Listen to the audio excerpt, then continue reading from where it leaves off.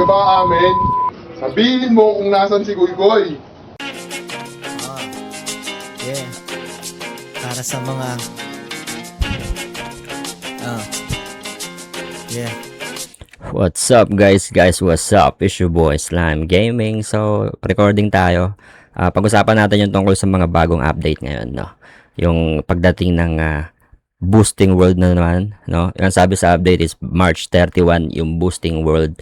Pero hindi ako masyadong, medyo na lalabuan pa ako. Ano bang klase yung 31? Andiyan na ba agad?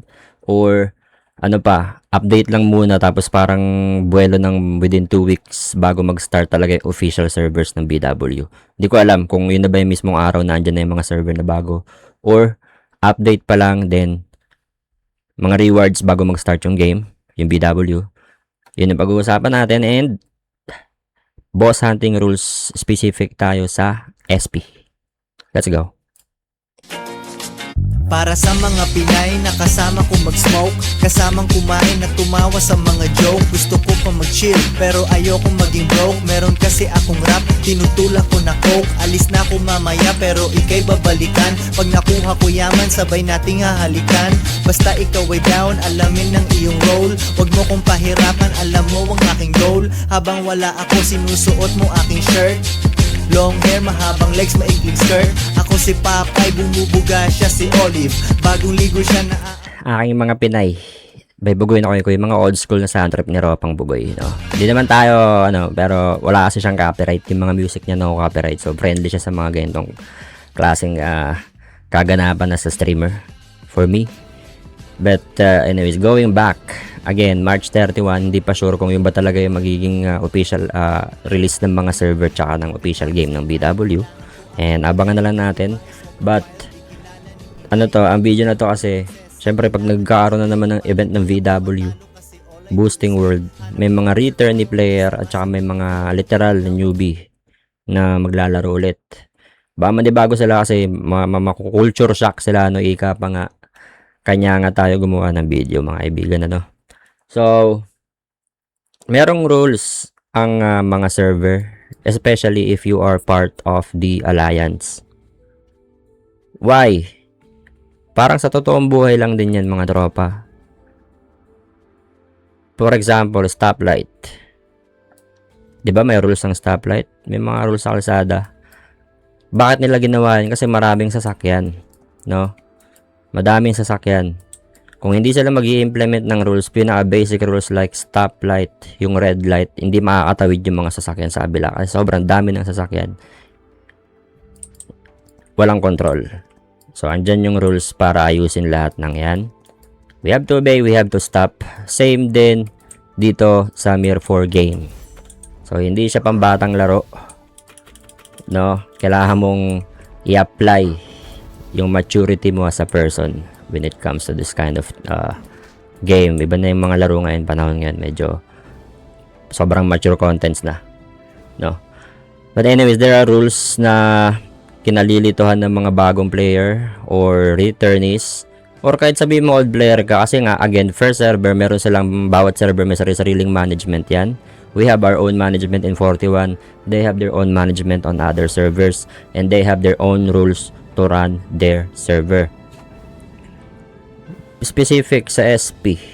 Ang SP rules namin, share ko na lang din, di naman siguro, wala man tayong babagiti pangalan, pero ang SP rules namin kasi, first come, ang usual, ang default ng alos madalas ng server na puntahan ko is first come, first serve. However, sa amin is pinersonalize, inayos para sa benefits ng lahat.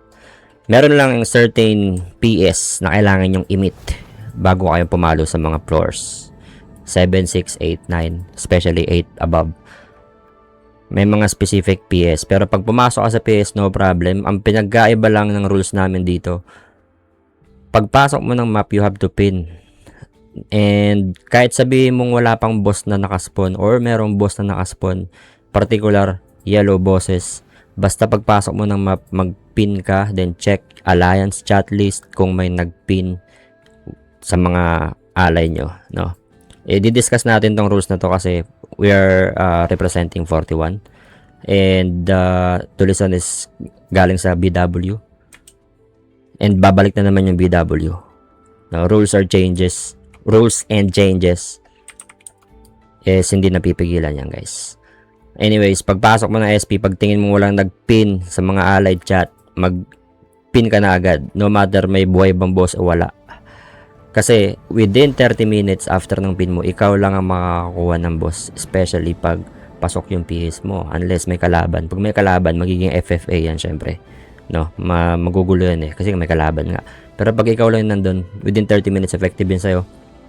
Kunin mo lahat ng yellow boss, pero pagdating sa pag-kill ng yellow boss left and right, kailangan mo mag-timestamp. Pupunta ka sa Discord, required na nasa Discord yung mga tropa, then magpipin kayo kung kailan nyo pinadapa yung red and yung yellow boss. Para lahat ng mga pumapasok at aware sa rules is may masusundang tracking, no? Doon kayo mag-track. So, alam nyo na yon. Problema nga lang, yung iba kasi bago sa server, so hindi pa nila masyadong nag-gets. And mahirap naman talaga mag-gets, na intindihan naman natin yan.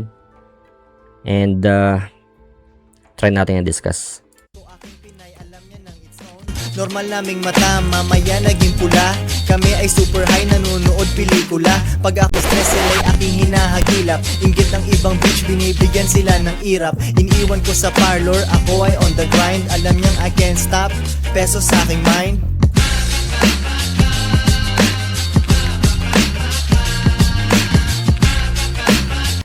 So yes, going deeper sa mechanics ng SP rules, we will be specific. Ang i-discuss natin is yung rules ng Asia 41. Right? Kasi nandito si Spider-Man yung character namin. Nandito rin yung Tulisan. So, nandito tayo ngayon. Again, each server has their own rules. And dito sa 41 ang rules, especially sa SP. So, yung mechanics, yung malalim na understanding, no? Let's say, pagpasok mo ng SP, kakalagin mo lang so galing kang offline, nakapatay yung PC and phone mo, then nag-login ka, then gusto mo mag-boss hunt. Of course, yung chat logs ng Alliance is clear, no? So kung papasok ka nagplano ka ng mag-boss hunt sa 8F, pagpasok mo ng 8F, ang pinaka-best tip is to pin agad, no? Pin mo agad sa lahat, bato mo agad sa lahat, manual yan guys, isa-isa yan, bawat clan, bato mo ng iba to. But at the same time, hindi ka rin naman aware kung may nagpin ba na una, kasi nga clear yung chat. Then nag-spawn yung boss or merong yellow boss kung pinuntahan, then kinil mo. Then pag kill mo, it's either merong naunang pumapalo or pumalo ka din, may sumunod na dumating na pumapalo. Now, tatanungin mo na ang pinaka magiging best way para malaman kung sino yung nasa tama. Una, pupunta kayong Discord. Meron kayong Discord dapat kasi nandun yung timestamp Then may mga nag-a-update din naman sa Discord minsan pag may pumapasok, no? Or naka-kill ng red or yellow boss. But sa ganitong situation, medyo tagilid medyo yung sa Discord part. But let's continue. Anyways, magre-react yun kung siya yung nag-pin. Mag-chat siya sa'yo, mag-PPM siya, magtatanong yan kung nag-pin ka ba. Or ikaw yung magre-react, tatanungin mo siya kung nag-pin ka ba. Now, pwede kang magsinungaling, totoo yan. No, yung rules, some rules are hindi perfect and merong talagang tao na i-ment nilang pasukin yung rules then laruin yung rules, no. So, simply hindi sumusunod. Magsisinungaling na sila yung nagpin din, ikikil nila. When, for you naman, kung ikaw naman nasa player ako, kung ako yung gaganunin nang hindi ko siya alam na kung nagpin ba siya o hindi, basta pag sinabi niya nagpin siya, titigil ako, di ba? Iti-take ko yung word niya kukunin natin yung salita niya kasi naniniwala tayo sa mga taong may salita. So, nasa alliance tayo. We have to trust each other. Nagtutulungan tayong i-repel yung mga kalaban na pupunta sa server at saka yung mga local enemies natin dito. So, dapat doon nating unang gawing pundasyon as part of the alliance. So, kung mapipiliin ng tao ito magsinungaling, okay, makakalusot siya, it's fine. Pero, always, justice prevail, no? Palagi naman ganun yan. Kaya nga may tinatawag na salitang hustisya. So, wag kayong maghihinanakit pag sinabing nagpin sila, piling yung sisinungaling, that's fine. Pero you have to trust their words. You have to take their words.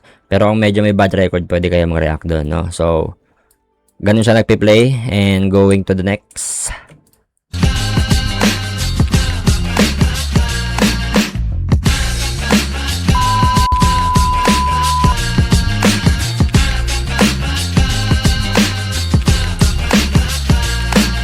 kalsada, naririnig mo ang niluto ko. Pag nanalo na ako sa'yo bawat minuto ko, maiikli na. So, going back sa SP rules, mga tropa, hindi lang siya ini-implement as yun lang. Merong mga violations at bilang ng violations at may mga kaukulang mga sanctions, no? Hindi ko na i-specific lahat yun. Pero merong kang bilang niyan, first warning, second warning, third warning, depende sa server. Pero dito kasi, ang isa sa mga sample ng mga sanction is mabartolina ka. When we say bartolina rito, hindi ka makakapag-boss hunting sa SP dahil ilang beses mo na nilalabag yung rules. Worst case scenario is makika ng alliance, then maging enemy ka. No, isa lang para lang na-terminate sa trabaho mo nun. But anyways, going back, isa rin sa magandang practice, best practice pag magbubosan ka ng SP, you can check Discord kung sino yung pinaka-recent na pumasok sa secret pick. No, so may each floor may sariling Discord, may 7F Discord, 8 tsaka 9. And nandun lahat ng update. Makikita mo kung sino yung pinaka-recent na pumasok ng oras na to at sinong kumuha ng boss.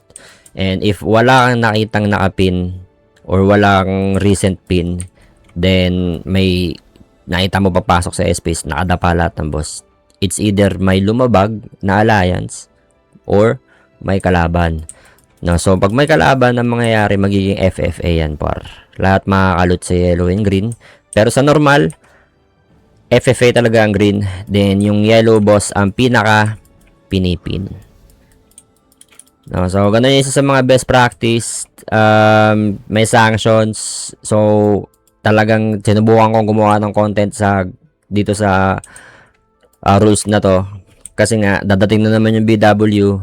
Again, may mga new players na naman. Tsaka may mga returnee player na medyo mag-a-adapt pa. So, merong rules dito. Nataon na HOF yung mga nagpapatakbo ng mga rules na yan. It will go the same way kung kalaban man yung leading sa server, no? Kung PHR man yung mga pinakamadamit nagpapatakbo ng server, of course maglalagay din sila ng rules. Kailangan natin yan. Ang mahalaga lang, meron tayong mutual respect as an alliance na gustong mag-progress pare-parehas, no? So, yun na muna. Kita-kits tayo sa BW, guys. Inaanyanyahan natin yung mga ropa natin dyan. Nanonood ng BW before. Laro ulit tayo. Samahan nyo ako. Kailangan natin ng mga tropang katulong at may pagsapalaran sa BW, guys. Issue boy, Slam Gaming. Skrr, skrr. Okay, let's go.